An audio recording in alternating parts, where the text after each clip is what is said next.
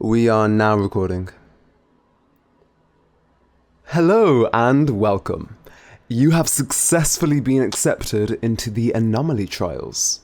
Here, you will be assigned a pernicious anomalous entity which you need to survive. Due to the danger of these trials, you will be placed in the highest earning bracket, $50,000 each day during this 30-day trial. Now, I already have your details and I will be showing you the potential entities which you will be encountering during your trial. To keep things fair, I have organized our entities based on the month of your birth. Other people have their own methods, this is mine. And I see you were born in... April. This one is quite exciting. Take a seat. Feel free to look at the screen. I will be showing you the entities which are part of the April roster. Now, depending on viewer votes, you may face only one of these entities, or you may be facing multiple. So be sure to appeal to public favor, or they may just make your trial impossible to survive. So, the first April entity is as follows. Please direct your attention to the screen. Perfect. This is the April Fool. Little is known about this entity. It was first reported by an Austrian man on the 18th of December in the year 2025. Further reports have allowed us to gather an idea of what attracts the April Fool and its behaviors. The most interesting bit of information is that it is only visible to cameras and people born in the month of April. But it is known to target all who manage to attract it. This anomalous entity operates in stages, loosely. Stage 1. Initially, the April Fool will begin roaming when the victim is tired and distracted. When a victim is in bed, listening to music, watching videos, drawing, or what have you, it will begin scouting the perimeter, the area outside, escape routes, your garden, learning the environment, and eventually it will enter the home. This is where we move on to stage 2. The April Fool will begin to misplace items around the home. It will leave doors unlocked, hide remotes and keys, and even begin making audible noises. These sounds are typically reported as being reminiscent of an infant or a young girl. It will also distort photographs and pictures. Stage 3. The April Fool becomes increasingly aggressive whenever the victim is sleeping, only to flee once the victim awakens. Victims commonly report these attacks as bad dreams. Stage 4. Victims tend to seek help at this point. They experience insomnia, among other ailments. Many victims report that listening to circus music helps calm them, but they feel a greater sense of dread when the music stops. Some victims, more cognizant of the intruder, may begin to search for the April Fool in their home, which the entity views as a game. Our cameras have revealed that the April Fool is usually behind or above its victim whenever they are awake, always just out of view. The final stage, stage 5, the victim is reported missing. Now, there has only ever been one recorded instance of a victim surviving the April Fool. After 7 days, the victim stayed awake for 3 weeks without sleeping, though the consequences of this sleep deprivation were long-term. The April Fool has been reported most commonly as a clown-like entity, but it has appeared as animals, objects, loved ones, and even the victims themselves. When it takes on other forms, it invariably looks warped and unnatural.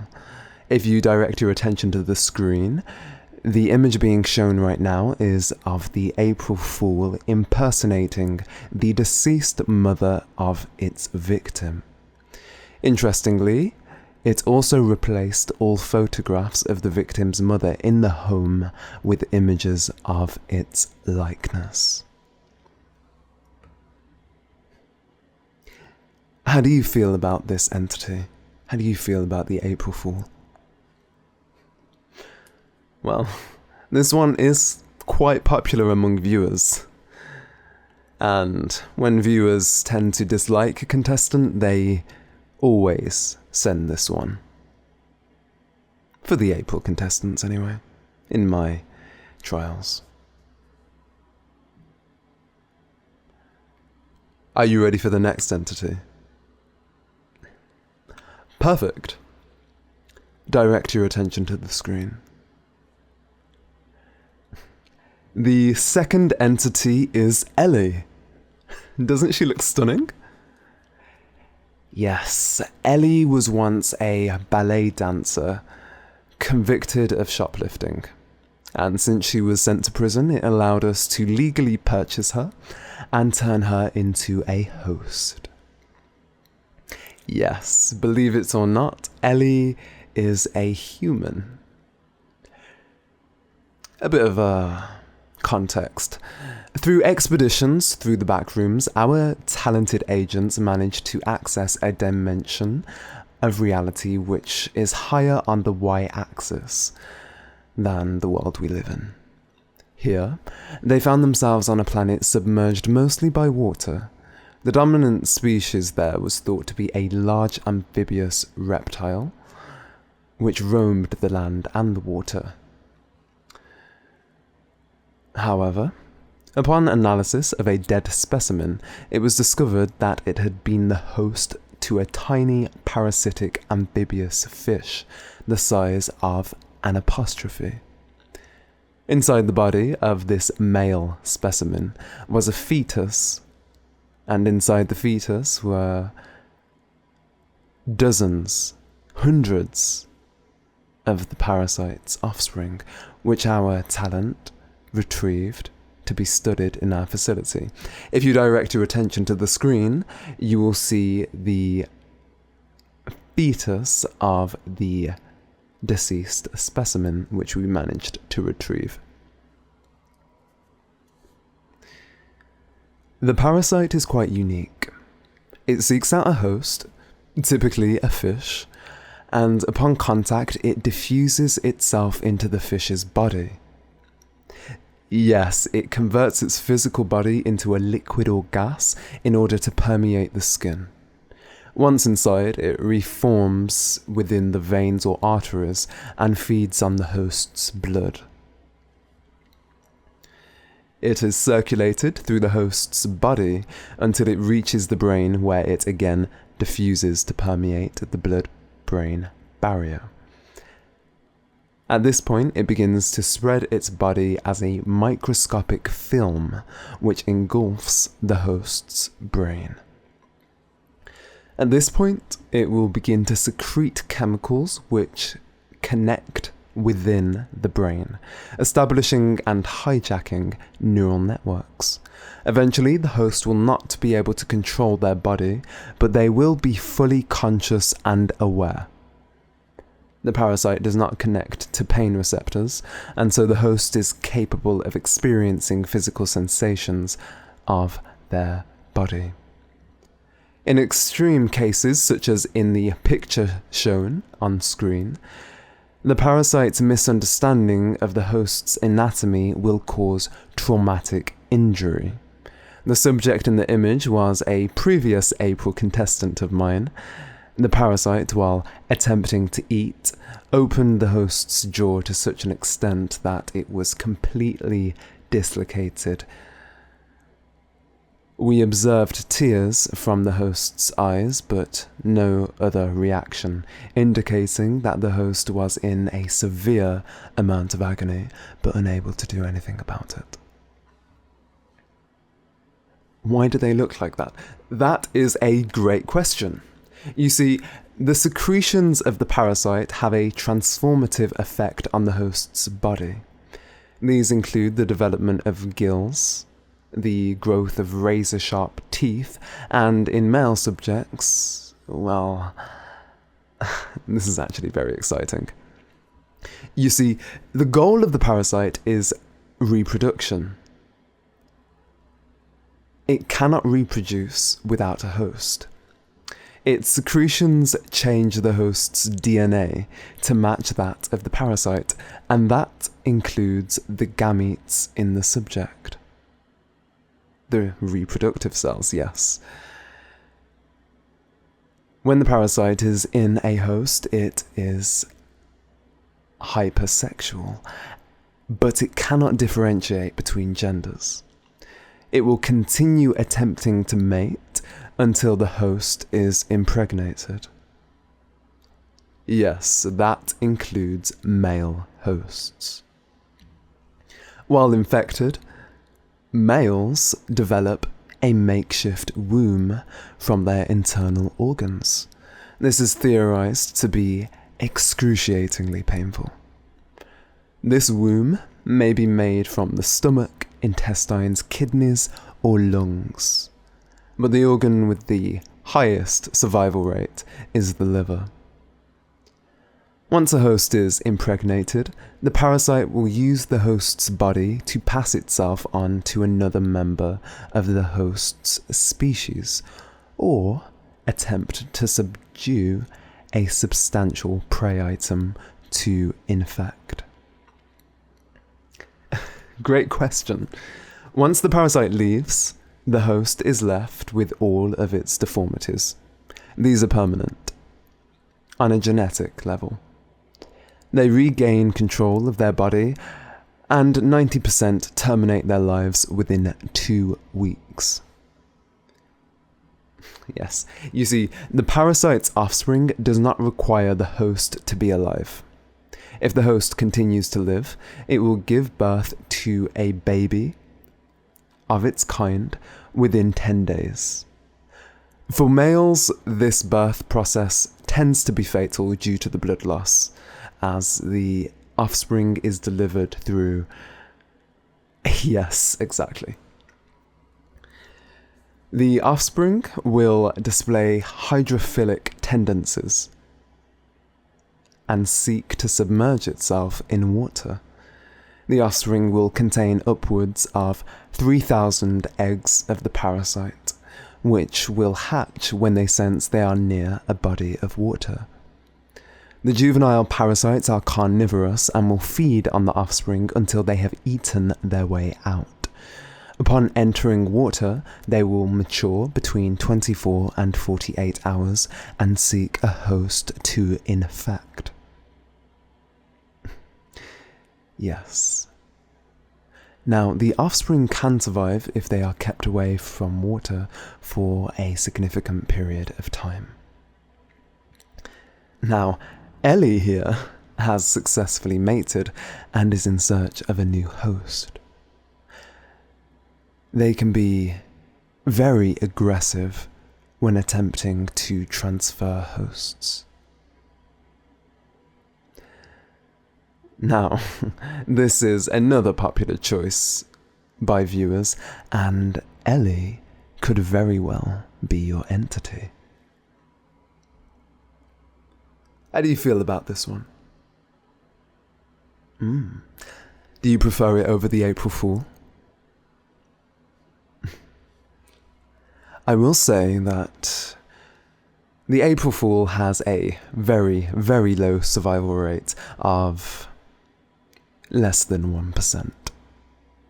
Ellie, on the other hand, and entities of her kind have a much higher survival rate. Yes. Survival rate is about 60%. But I can't say the same for the next entity. The final entity of April is this fellow here, as you can see on screen. We call it the Mass. Very unassuming, but make no mistake, this is a persistent predator. It is near unstoppable. This is a slow-moving entity, moving at half the pace of a human walk. It does not react to traditional weapons, and it is extremely and incredibly difficult to slow down. That's a good question. Why would you want to slow it down if it's already so slow? Well, it will never stop following you. It does not need to sleep. It cannot be harmed with traditional weapons, as I said.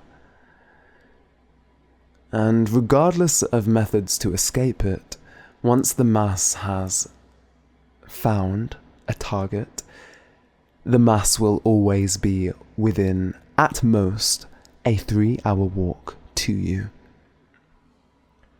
Yes.